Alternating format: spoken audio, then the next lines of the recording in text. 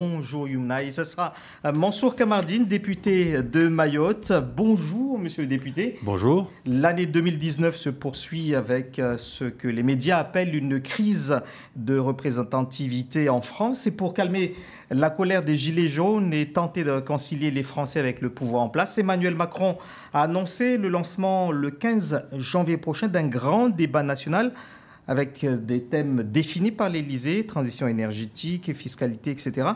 Est-ce que vous croyez d'abord que ce grand débat national est utile alors que même au sein de son gouvernement, au sein du gouvernement actuel, certains sont sceptiques?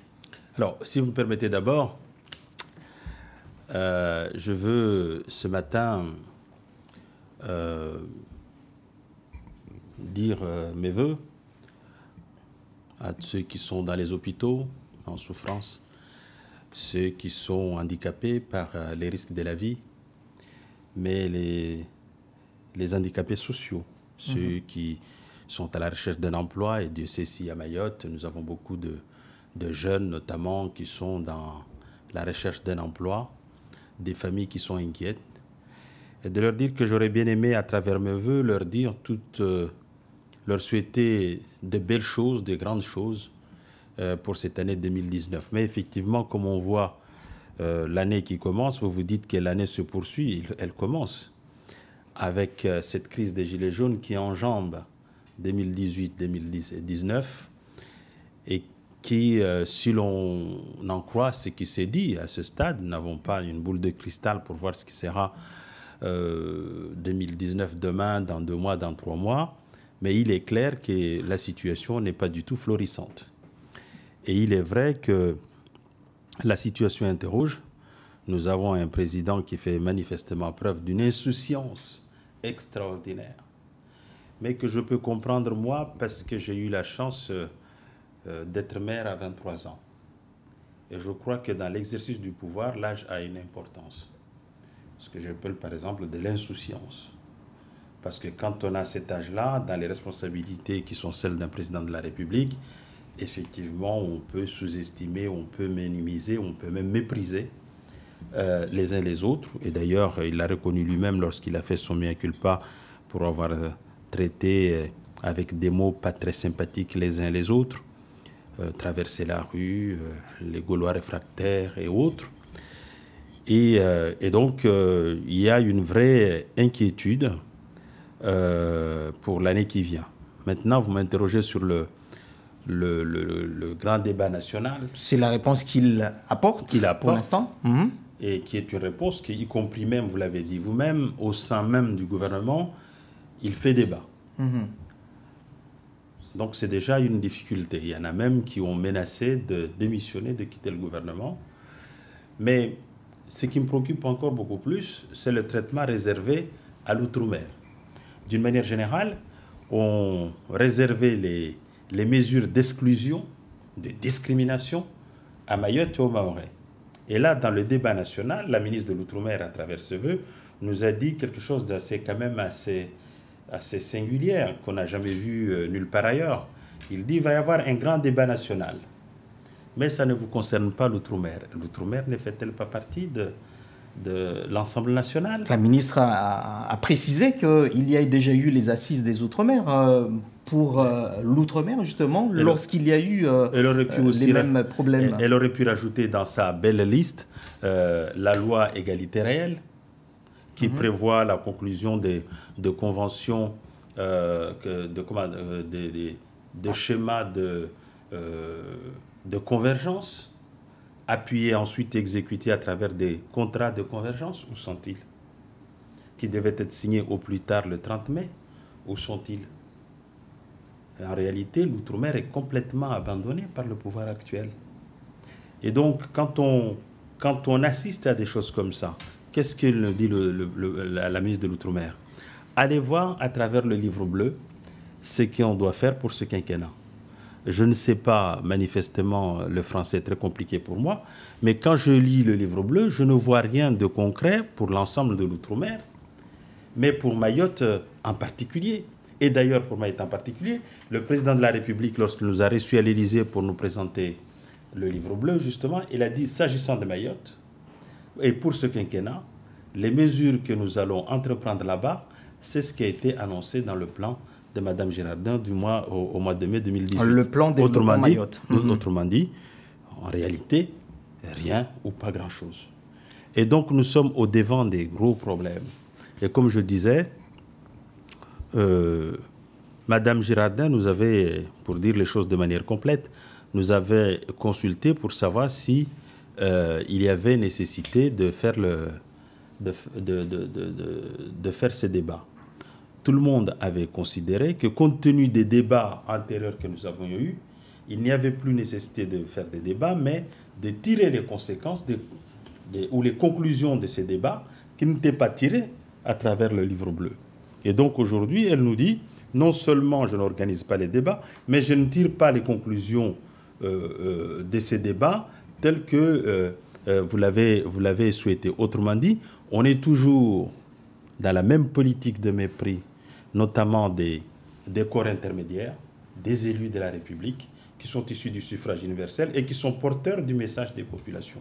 En même temps, à mon avis, je pense que nos difficultés sont plutôt devant que derrière, et ce n'est pas du tout rassurant pour la République. Quand on voit les scènes qu'on a vues à Paris ce samedi, c'est édifiant. Je crois qu'on ne peut pas cautionner ces scènes-là où on s'en prend à des forces de l'ordre, aux gendarmes, aux policiers, on s'en prend au symbole de la République, on s'en prend au ministère. Il faut condamner cela. Mais en même temps, il faut que le pouvoir sache tirer les leçons de tout ça. J'ai l'impression, plus qu'une impression, une certitude, qu'en fait, le président de la République a une façon de faire pour traiter à la fois les manifestants, ses opposants, c'est-à-dire de les traiter par le mépris. Et c'est ce qui s'est passé, j'en finis là, c'est ce qui s'est passé exactement à Mayotte. Pendant 3 mois, on a eu des gens qui ont été dans la rue pour exprimer des revendications tout à fait légitimes. Heureusement que nous, à Mayotte, on acquiert une capacité de revendication. On a agi sans jamais s'en prendre aux forces de l'ordre, telles qu'on les a vues. Eh bien, c'est avec ce même mépris qu'il a souhaité gérer la crise des Gilets jaunes à Paris. Et il y a eu des excès de colère qui ne sont pas acceptables, mais je crois que ces excès de colère trouvent leur fondement et la responsabilité est imputable à l'action du gouvernement qui ne veut pas entendre l'expression de la rue. Alors, en ce moment, en dehors du département de La Réunion, aucun autre territoire ultramarin ne participe au mouvement des Gilets jaunes. Je reviens sur ce que vous disiez tout à l'heure concernant ce livre bleu et le plan que proposait Annick Girardin. Il y a en ce moment le site internet Transparence sur lequel on peut voir les réponses apportées par l'État sur les attentes du département de Mayotte. Alors, on est assez surpris et j'invite toute la population de Mayotte, en tout cas ceux qui s'intéressent à y aller. Il y a eu 53 engagements, donc regroupant 125 actions pour développer le territoire, améliorer la vie quotidienne à Mayotte. On est surpris parce qu'il y en a beaucoup qui sont déjà cochés comme déjà accomplis à Mayotte. Pourtant, lorsqu'on voit les attentes encore aujourd'hui du collectif, les demandes des syndicats, on n'a pas l'impression que le compte y est. Alors, comment interpréter cela? Est-ce que les réponses qu'apporte l'État ne sont pas les attentes, les réponses qu'attendent les Mahorais?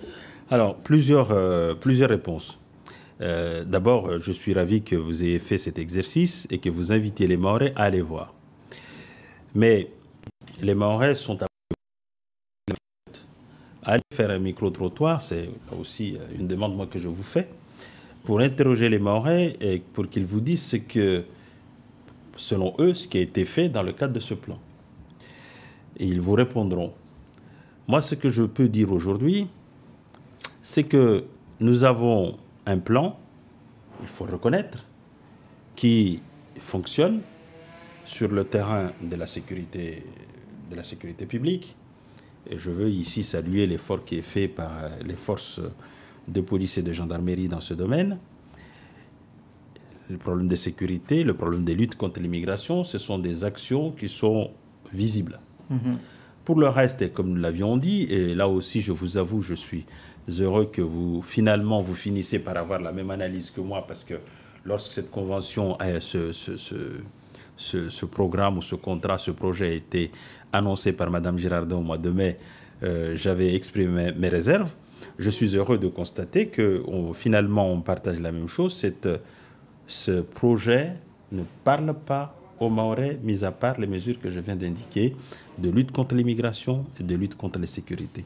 Tout le reste, ce sont des sujets qui ne parlent pas beaucoup aux Mahorais. C'est de la littérature à l'état pur. Que faut-il faire alors? Que faut-il proposer? Ce qu'il faut, comme nous le disons, il faut des infrastructures qui accompagnent, qui amorcent le développement de ces territoires. Encore une fois, moi je pense à la piste longue, je pense au 3e quai de Longoni, je pense à l'université, je pense aux équipements sportifs, je pense aux routes.